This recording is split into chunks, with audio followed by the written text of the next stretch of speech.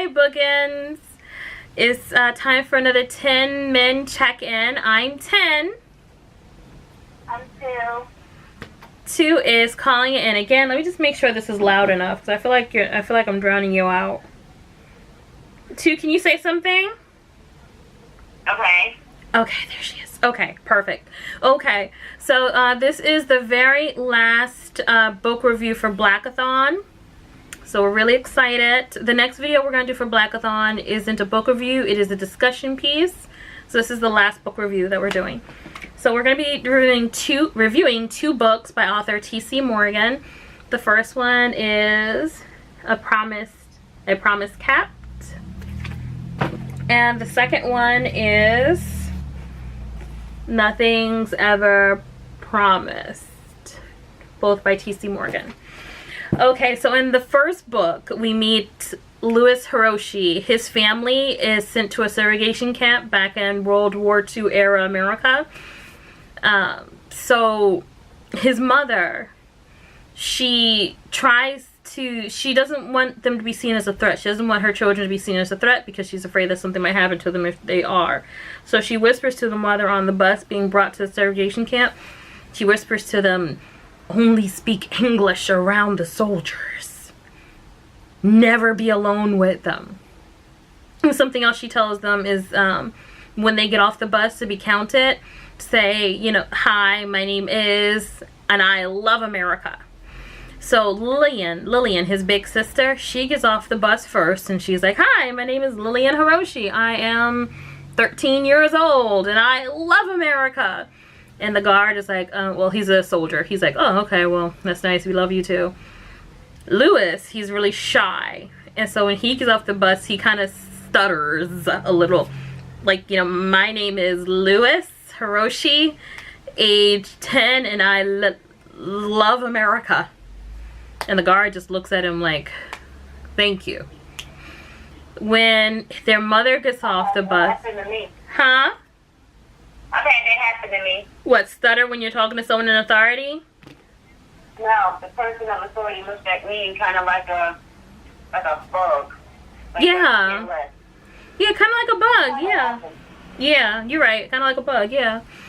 When their mother gets off the bus, she's holding their his twin brothers, Lawrence and Levi. She's holding the twins, and so she says their names, and then she says her name, and she says, "And I love America." And the soldier gives her this death stare. Like, "You're the reason why all this is happening. You're the reason the war exists." He doesn't really look at the children like he's annoyed by the children, but when he sees her, he looks at her like, "You're the reason this is happening." And it's like, you know, the way it's written is like you could tell she wants to be scared and cower away, but she doesn't. She kind of stands her back and, you know, stands her ground, stiff back, and "I'm not going to be scared in front of my kids." So, huh? No, I said, mm-hmm. Oh, so as they spend more time in the camp because they can't leave, Louis doesn't want to go to the school that they have in the camp because he's like, "I don't need this school. It's not a school anyway. It's just, you know, somebody talking randomly from some books." Lillian's making a lot of friends. He's making no friends. Instead, he'd rather take some books and hide in different places. So one of his hiding places is up in the rafters in the it's like a barrack. It looks like a army barrack, but it's been turned into like a dining hall, kind of a dining hall / community room. And so he hides up in the rafters. One of his favorite hiding places, though, is the attic of an abandoned library. It's a seldom used room in the library barrack with a bunch of books that just no one's reading. Yeah. And so when he goes to sneak back up into the attic, one of his favorite hiding spots, he sees a little black girl. And she's dressed, you know, like a regular little girl, but her clothes look better than everybody else's. Like, but she's a little black girl, so she has on a nice dress. You know, just a little black girl. And so he's about to run out, and she's like, "Shh, come with me." And he already knows the way, but he's like, "Okay." It's something about her, huh? I didn't say anything. Oh, I'm sorry. So it's something about the little black girl that makes him like, he's struck by her beauty because she looks so different than what he's used to. Because he lived in a predominantly Japanese cultural society in California at the time, so he didn't really see black people. At least he saw like a caricature of them in a comic book, making them look like monkeys or Sambo or some other derogatory form of human being. So yeah, he follows her up and she's like, my name is my mind is just going blank. What happened to my mind? He has multiple things that's just going on. I don't know. Yeah, like my brain is breathing or my body is running. Okay. It's Opal. She says, my name is Opal, but everybody calls me Pally, and what's your name? And he's like, my name is Louis. And she calls him Louis, and he's not used to that because his mother doesn't call him Louis. His sister doesn't call him Louis.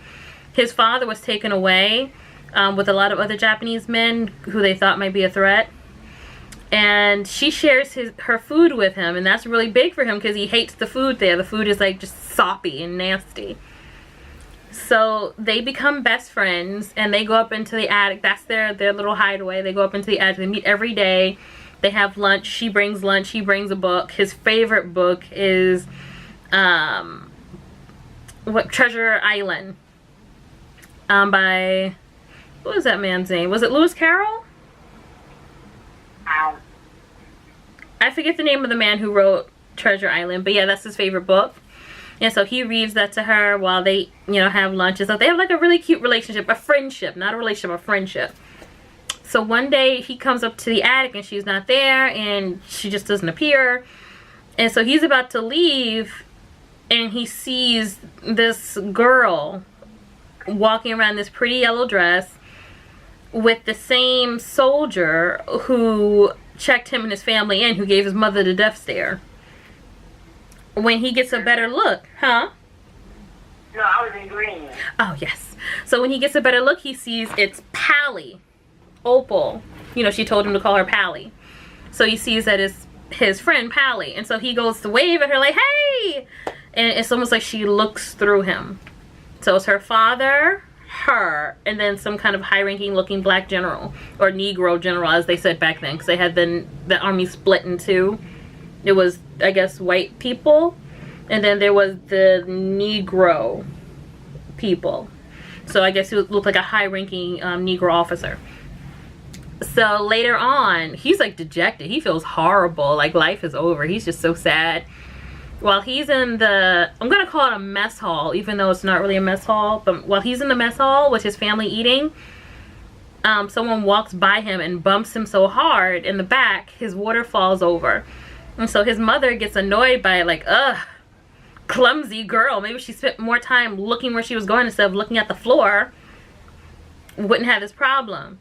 When Lewis looks over to see who bumped him, he sees like her, like a little bit of her hair. And he can see that as Pally. And so he pretends that she dropped a napkin. He's like, oh, she dropped her napkin. And his mother's like, well, she's not, whatever, but you're a gentleman, so bring her the napkin. He hurries up and grabs her arm. He whispers something to, well, not whispers, he says something to her in Japanese so that nobody else knows she's not Japanese. So you may be wondering, how is this black girl walking around with all these Japanese people and they don't notice her? So she has on like a kerchief pulled forward, like a cloth kerchief pulled forward so you can't see her face. And she has on a long dress with her socks pulled up so you can't see her legs. And her hands are in her coat sleeves. So you can't really see her skin. So basically she confides in him. Like he wants to know, like, why did you do that to me? And she's like, I can't tell you right now. Why did you ignore me when you were with your dad? And so she's like, I can't tell you right now. I just brought you some brownies to say I'm sorry, and I gotta bounce. I gotta go. So he's like, listen, nah, we gotta talk right now. She's like, there's no place for us to talk, which is correct because it's a mess hall.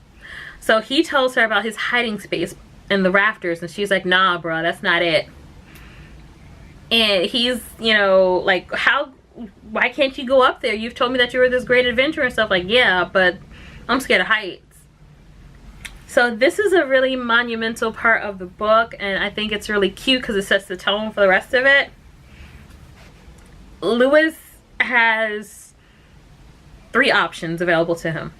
He can either go up ahead of her to show her how to climb up, but then if she falls down, he can't help her. He wouldn't be there to help her, and she could get hurt. He could go behind her, like let her start climbing first, and, you know, be behind her just because she falls. But then again, if she freezes because she's afraid, then they're both stuck because he can't leave her there. So he does his 3rd option.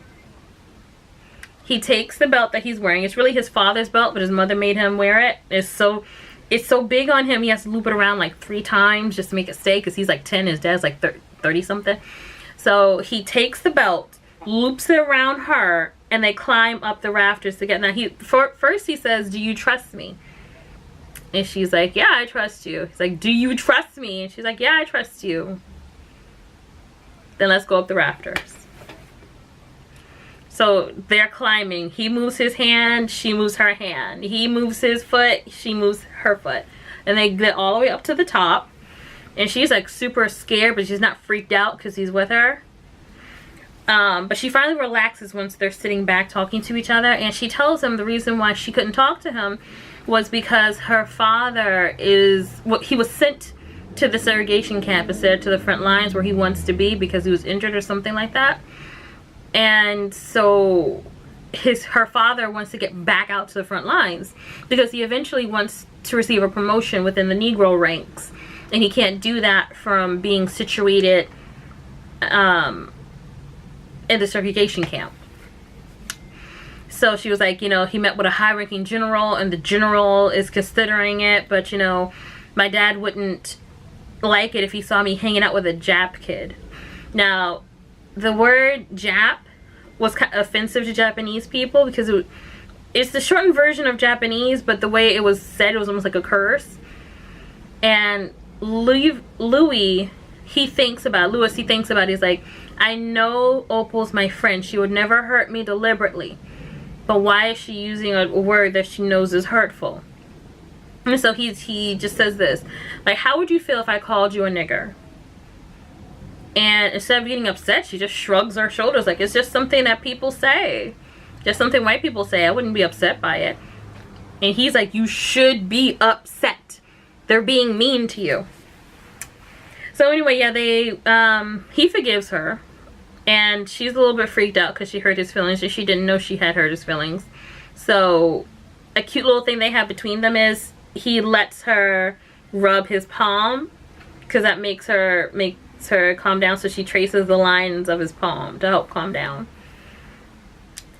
Before I keep going, too, did you have anything you wanted to say about that whole part? Two. Well, I had said I was thinking for a second. Oh, I'm sorry. Sorry. I was thinking more so on the lines. I understand that they're friends. Mm-hmm. But the starters, it was for me, why are these 2 kids so close? I've always felt that way about it. These 2 little kids and their parents aren't even around. Is that parenting? I think it's because they're both kind of like, I don't want to say rejects, but they kind of are. Because even within black people, there's colorism. I don't think you can call it racism, but it's colorism. So Opal is really dark-skinned, and her father is incredibly light. And her father loves her to death. Like, her father has no problem with the color of her skin. Her mother, who's darker than she is mad that Opal is darker. And so Opal feels like she's an outcast because of how her mother treats her. Because her siblings are lighter, so her mother has more care for them. So she feels like an outcast. Lewis feels like an outcast because, 1, he's in a concentration camp, basically. And 2, he's shy, and the other kids don't really like him because he's shy. And he's not really talkative. It's cool with Opal. Opal doesn't care that he's not talkative because she'll talk for him. And he'll cut in when he needs to say something. So it's a perfect relationship, friendship.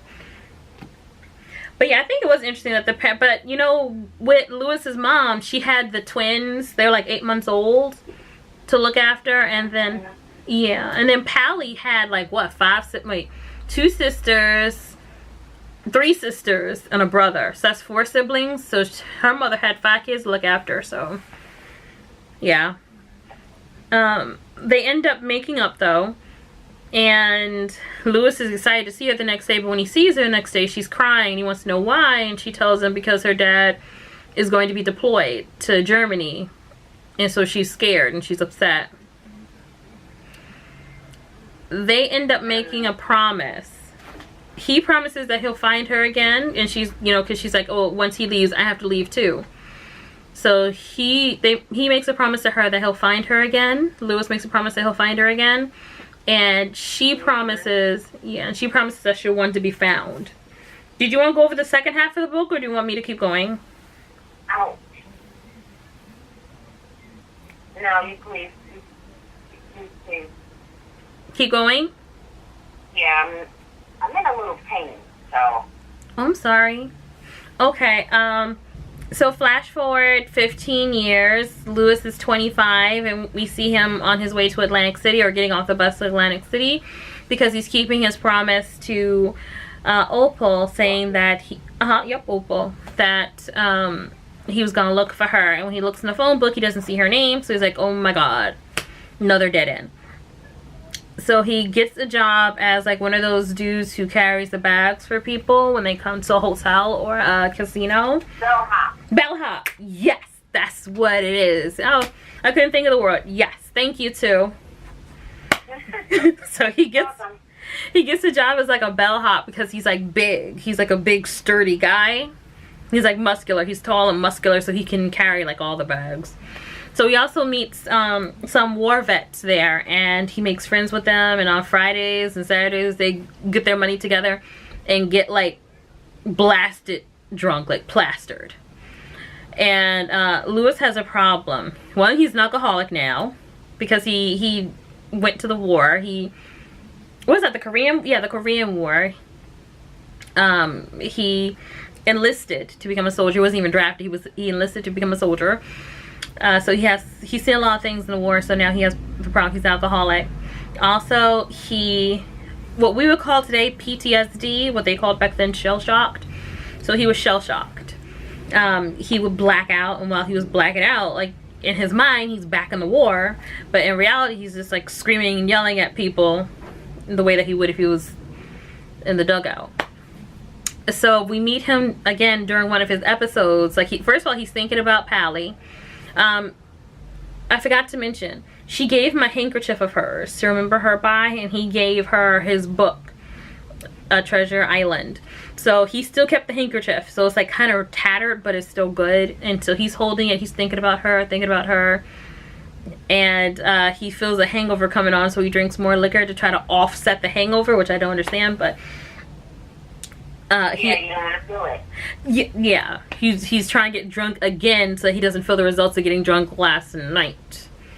So he ends up having a what is that called? Blackout. And when he wakes up, he's in the hospital, and it's a Negro hospital because remember, things are still segregated. So he can hear a nurse and doctor talking, and she's like, what are we supposed to do with that thing here? Because, you know, even though they're black, they can still, you know, black people can be racist too. She's like, what are we supposed to do with that thing here? We don't treat his kind. And he's the reason why our boys are in trouble now. Our boys is in the soldiers. And he's like, according to his, and the doctor's like, according to his dog tags, he is one of our boys. So when Lewis wakes up, he's like, he's cuffed down. Like, you know those, if you ever seen like an old movie where someone's in a psych ward, like they have these leather cuffs on them, cuffing them to the bed. Yeah, so he's like cuffed down to the bed. Because they're like, we ain't taking no chances, son. No chances. None. So, yeah, the doc. They really do have those. Yeah, I think nowadays I think they're probably better. Like maybe they're cushioned, but back then it was just like belts on your arms. No, they're not. No? No. Oh, they're still like leather belts on your arms? Yeah. Oh. Yeah. Hmm. But No, we're not going to ask why she knows this. We're just going to take her word for it. We're going to take her word for it. We're not going to ask. Moving right along. Yes. So. Everybody, I can tell you why. Oh my God. Dude, it's not story time. Huh? You should really tell them why when we do that other tag that you have yet to do. That you need to do. If anyone's wondering, you know how I did the tag, the book tag, to find out about me? Well, she's going to do it too. Because there are 2 of us. You've seen our picture. There are 2 of us. I will not. Anyway. Yes, so the doctor tells him, like you're shell shocked. He's like, yeah, I know. And he's like, okay, good. So we're just going to give you something to put you back to sleep. Another doctor is going to be coming in for you. And so the nurse comes over to him, right? Because the racist nurse, she comes over to him and she's like, wow, the way you're looking at me, I'm glad that, you know, you're restrained and I'm not. And he's like, yeah, ain't that nice though? And she gives him a needle. And he hates needles. But you know, what's he gonna do? So he passes out again because they gave him some, they doped him up basically. Looks up, he sees a woman there. And she says, hi, my name is Dr. Watts. And he's like, hi, Dr. Watts. You know, he's not very enthusiastic about it. She's like, hi, Mr. Hiroshi. And he's like, you know, I'm not my dad. You can just call me Lewis. And she makes a comment about whether or not the cuffs are uncomfortable, and he wants to say, why don't you get over here and put them on and see for yourself? But for some reason, something about her makes him not want to. She has this heart, she's, you know, the color of expensive chocolate. She has this heart-shaped face. And so he's like, something about her feels familiar. And so she walks over to him and sits next to him and is like, how about Louis? How about Louis? Should I call you Louis? Something about Opal that always stuck with him is that she smelled like lemons and mint because of the oils that she put in her hair. And the woman that he's talking to smells like lemon and mint too. He's like, oh, Pally? She's like, yes. So she unbuckles him and he hugs her. And she's like, dude, you're on my side of town now. Why don't you come to my place? Crash. Let's talk. So he comes to her house and her landlord, who lives on the first floor, mistakes him for a handyman. She's like, you're kind of tall for an Asian. You a handyman? He's like, yep, of sorts. So she lets him up into Opal's house. When he gets into Opal's apartment, because Opal's not there yet, he sees a picture on her mantle. And it's of her with a light-skinned man with his arm around her. Now, the picture's in black and white, but he can tell it's a light-skinned man. And he can tell who the man is. And his breath, like, just catches. He's like, what? How does she know him? How does he know her? What is going on? So, yeah. Opal gets back to the apartment, and he doesn't even mention the guy. He just flips the picture down. He doesn't even mention him.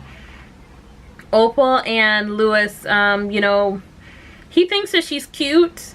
He had a crush on her when they were kids, and now that she's, like, filled out. Oh, I don't think about that stupid remix song. Beans, greens, tomatoes, potatoes, that one. I don't know why I'm thinking about that. But she looks like Southern bred, basically. That's what she's like. Even though she's not, like she has a rounder chest, a bigger chest. She's very hippie and backy. She's not fat. She's just figured. So he's like, he's not used to seeing girls who look like that, and so he's like, yeah, okay. But he holds himself back. And you know, they have a nice little friendship. They end up getting married. Huh? Yeah, but they didn't do nothing when they were young though. They were just like kicking it. Like they didn't do anything. But at the same time, I mean, you fell in love as the little boy, and as a little boy. Yeah. It was grown man. Fell in love with the person. They end up getting married, and by accident, kind of. There's this like boardwalk preacher's like, all of you people living in sin, come get married today. Stop living in sin. And Pally's like, he got free cake. I want some of that cake. So So yeah, they end up getting married, and she's like, we're not married for real. This was just pretend. Like, I've never seen that man go to church before. He's like, and Lewis looks the way the guy signed the marriage certificate. He's like, he's a army chaplain, so he is a actual preacher. So they end up getting married. There's, I don't know, to me it's not steamy. Other people might think it's steamy. It's not, I don't know. They have their moments. They're like lovey moments, but it's not deep. Like, I don't know. Do you think it's steamy? I don't think it's steamy.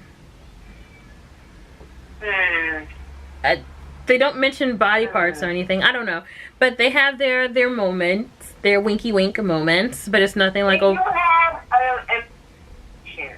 If you can visualize things, then you'll understand. Yes, it can be racist. If you have that kind of mind. If you don't, then you just pass it over like it's nothing. But when you engage in the book, when you look at that, like, I'm serious, you just have to have a certain kind of mindset. You have to be able to explore.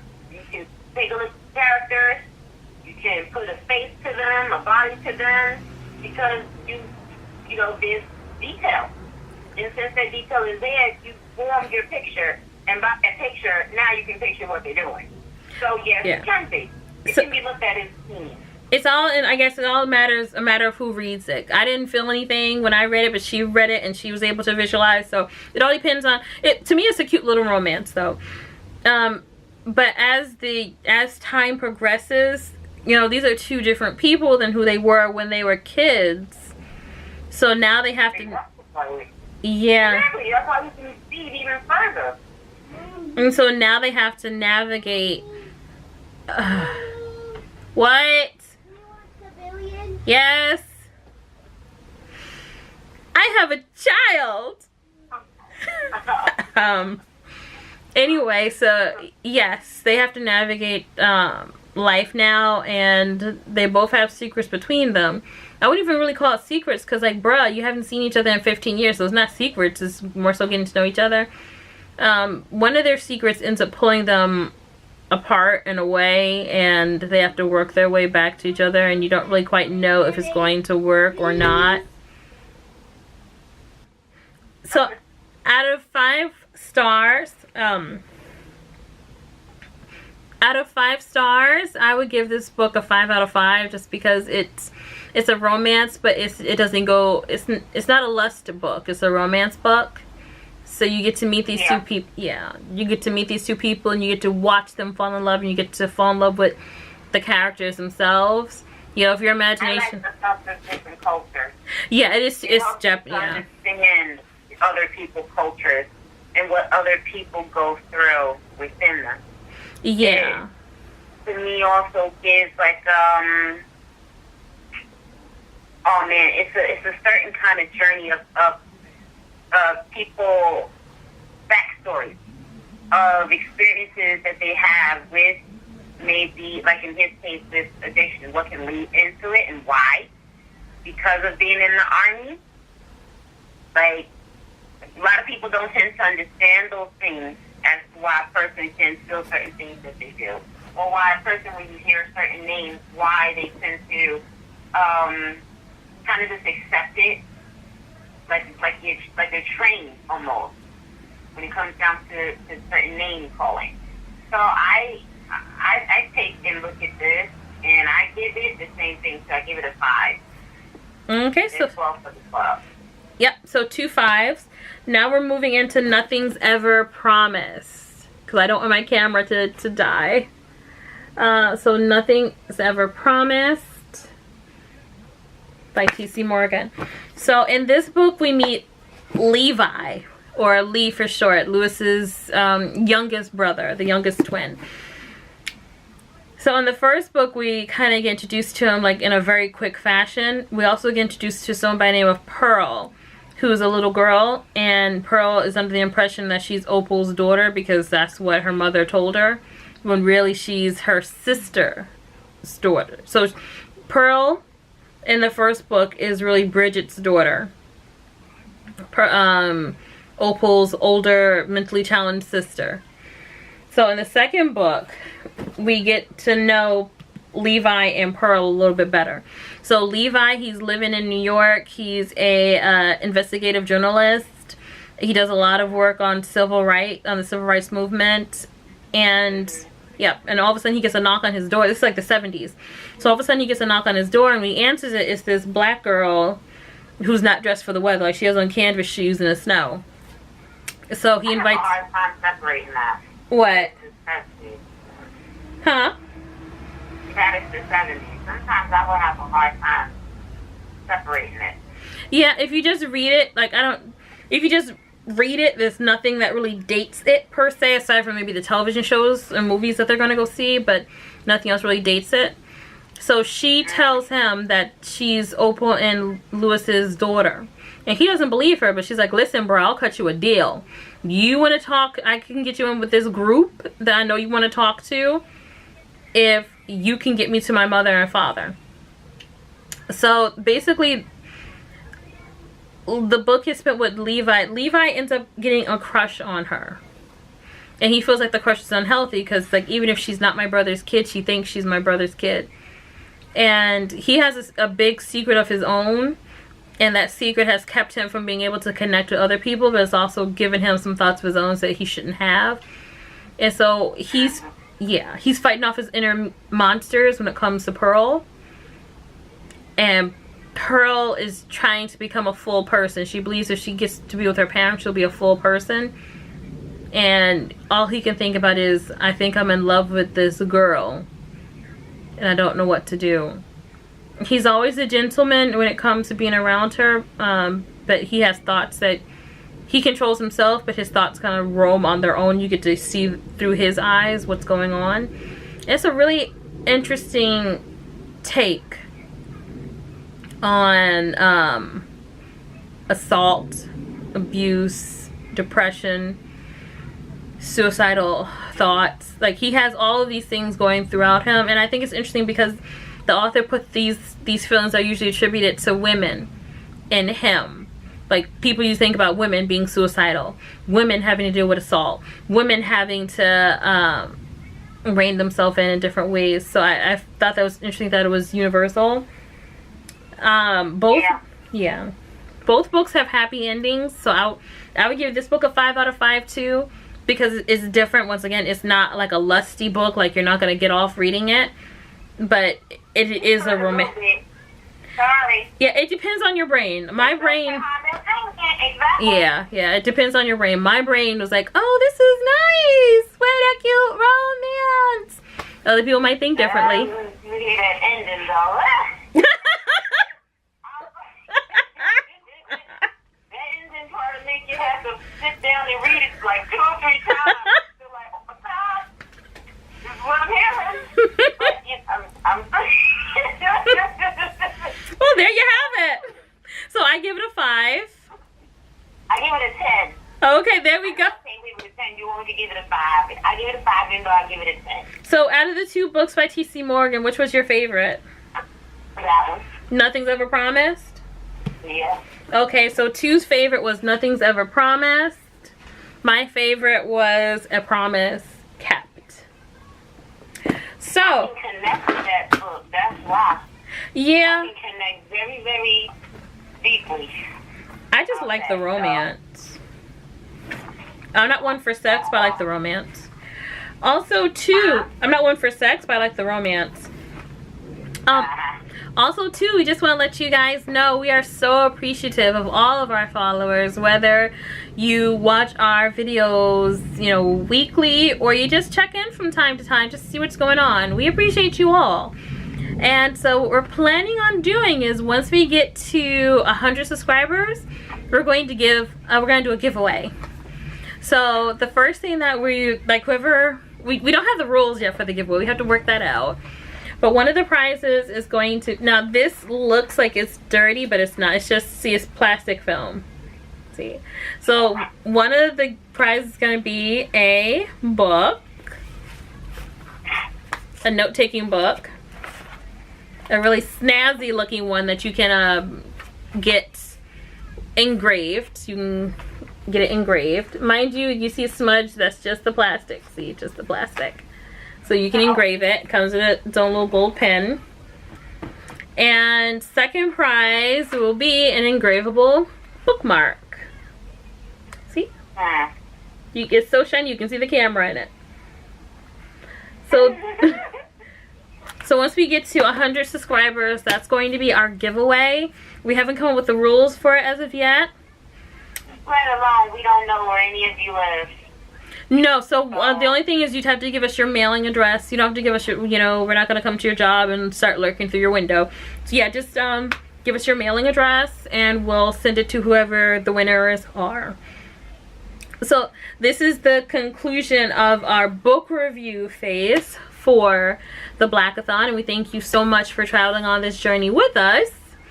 And we hope to see you in our next video, which will be up on Thursday, the last day of February, which will be the discussion for The Poet X by Elizabeth Acevedo. Thanks for tuning in, guys. If you like what you see, like and subscribe. Okay, now. And I want to set up a YouTube account separately. Dude, are you know we're recording, right?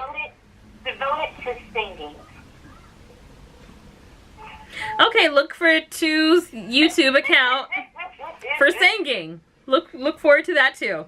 Thank you so much for watching. Have a great day. Bye, guys. Bye.